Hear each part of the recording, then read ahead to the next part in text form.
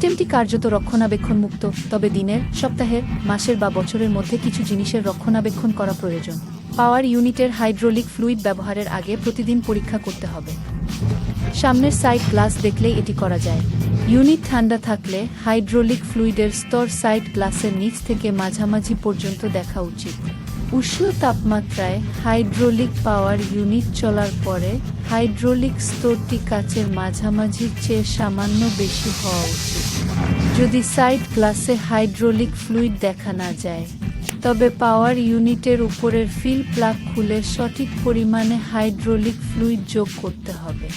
পাওয়ার ইউনিটের hydraulic fluid রিজার্ভারটি ভরুন যতক্ষণ না সাইড গ্লাসে ফ্লুইড দেখা যায়।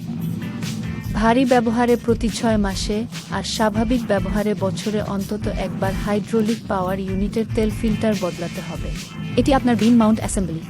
ব্যবহারের সময় নিচের ও উপরের গ্রিস জার্ক দিয়ে অন্তত সাপ্তাহিক গ্রিস করতে হবে। পোস্টটি সহজে নড়াচড়া করার জন্য এতে 1 থেকে 2টি পাম্প গ্রিস দিন। মাঝে মাঝে বুমের অবস্থান ঠিক রাখতে পজিশনিং গিয়ার ও ওয়ার্ম গিয়ারে গ্রিস যোগ করতে হবে।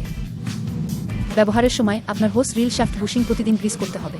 হোস রিল শ্যাফটের উপরের বাম দিকের গ্রিস জারকে 1 থেকে 2টি পাম্প গ্রিস দিন।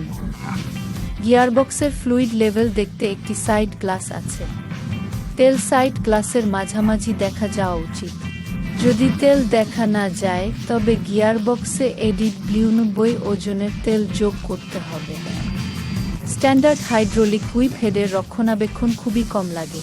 প্রতিবার ব্যবহারের আগে ও পরে হাইড্রোলিক কাপলার পরিষ্কার করুন যাতে ময়লা লাইনের মাধ্যমে পাওয়ার ইউনিটে না যায়। আপনাকে হুইপ হেডের বডি উপরে স্লাইড করে ভেতরের জমে থাকা বা আলগা উপাদান সরাতে হবে। সবশেষে হুইপ হেডটি কভার দিয়ে সংরক্ষণ করা খুব জরুরি।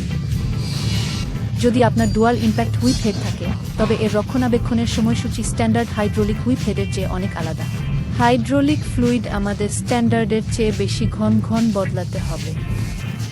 ডুয়াল ইম্প্যাক্ট হুইপ হেডের গিয়ারবক্সের সিলও বদলাতে হবে। ডুয়াল ইম্প্যাক্ট হুইপ হেডের রক্ষণাবেক্ষণের সময়সূচি জানতে আপনার টেকনিক্যাল ম্যানুয়াল দেখুন।